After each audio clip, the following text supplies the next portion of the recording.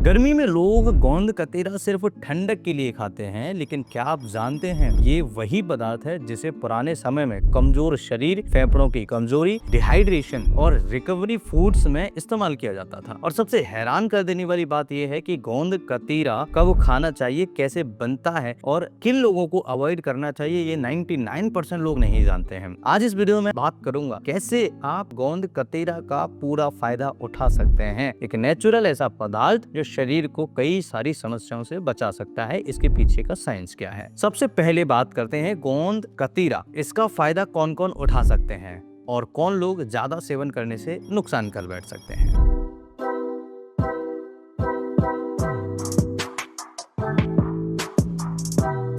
तो hello everyone, my name is doctor Lokendra from Gwalior Madhya Pradesh. गोंद कतीरा आखिर है क्या? गोंद कतीरा एक एडिबल गम है जो कुछ खास पौधों से निकलता है। जब इसे पानी में भिगोते हैं तो ये फूल कर ट्रांसपेरेंट जेली जैसा बन जाता है और यही इसकी सबसे खास प्रॉपर्टी है, क्योंकि इसमें मौजूद नेचुरल पॉलीसैकेराइड्स पानी को पकड़ कर रखते हैं। यानी ये सिर्फ खाने की चीज नहीं बल्कि एक तरह का नेचुरल वाटर होल्डिंग मैट्रिक्स भी है। शरीर में ये कूलिंग कैसे करता है, क्या इसके पीछे का साइंस है, इसे समझना बहुत जरूरी है। अब सबसे बड़ा सवाल है कि गोंद कतीरा ठंडा कैसे कर देता है शरीर को। असल में इसका इफेक्ट सिर्फ बर्फ जैसा नहीं होता, बल्कि ये हाइड्रेशन इंप्रूव करने में मदद कर सकता है, पानी को ज्यादा देर बॉडी में होल्ड रखने में मदद करता है, डाइजेशन स्लो करके बॉडी हीट सेंसेशन कम महसूस करा सकता है।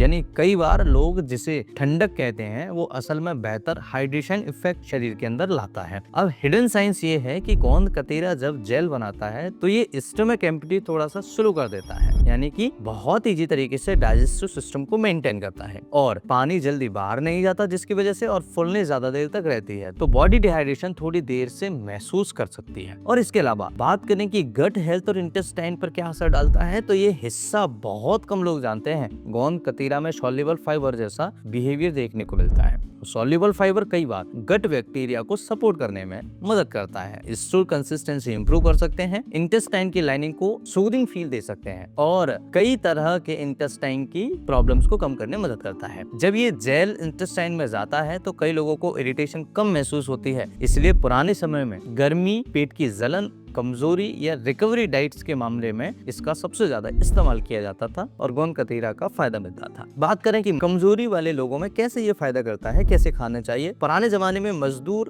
पहलवान और गर्म इलाकों में रहने वाले लोग गोंद कतीरा का इस्तेमाल एनर्जी रिकवरी फूड्स में करते थे। ऐसा क्यों होता था? कारण नंबर 1, हाइड्रेशन सपोर्ट। अगर शरीर डिहाइड्रेटेड हो जाए तो कमजोरी, चक्कर आना, फटीग होना, ऐसी समस्याएं जल्दी आ जाती हैं, जिसकी वजह से आपको दिक्कतें होती हैं। कारण नंबर 2, स्लो एनर्जी फीलिंग होना। यानी गोंद कतीरा खुद बहुत बड़ा प्रोटीन सोर्स नहीं है, लेकिन इसे अक्सर लोग दूध, शरबत या फिर ड्राई फ्रूट्स के साथ लिया जाता है, जिससे इसका जेल टेक्सचर जो होता है डाइजेशन को थोड़ा स्लो कर देता है और लंबे समय तक भरा हुआ पेट को महसूस कराता है, जिससे आपको फायदा मिलता है। अब बात करते हैं कि स्किन और हीट स्ट्रेस पर कैसे काम करता है। गर्मी में शरीर पर सिर्फ बाहर से असर नहीं पड़ता, बल्कि हीट स्ट्रेस अंदर भी इन्फ्लेमेशन बढ़ा सकता है। अगर शरीर डिहाइड्रेटेड हो तो स्किन डल होती है, फटीग होता है, हेडेक रहता है, इरिटेबिलिटी रहती है, कई समस्याएं शरीर में बढ़ना स्टार्ट होती हैं। कई लोग गोंद कतीरा लेने के बाद ज्यादा हाइड्रेटेड फील करते हैं, बॉडी हीट कम महसूस करते हैं, वीकनेस कम लगती है। हालांकि ये कोई मैजिक ट्रीटमेंट नहीं है, लेकिन गोंद कतीरा के ये फायदे हैं। सबसे बड़ी गलतियां जो लोग अक्सर करते हैं, गलती नंबर 1, ज्यादा मात्रा में गोंद कतीरा का सेवन करना। कुछ लोग रोज गोंद कतीरा ज्यादा खाने लगते हैं, जिसकी वजह से उनकी सॉल्युबल जेल लाइक पदार्थ जो होता है वो कई बार नुकसान करना स्टार्ट कर देता है, जिससे ब्लॉटिंग होना और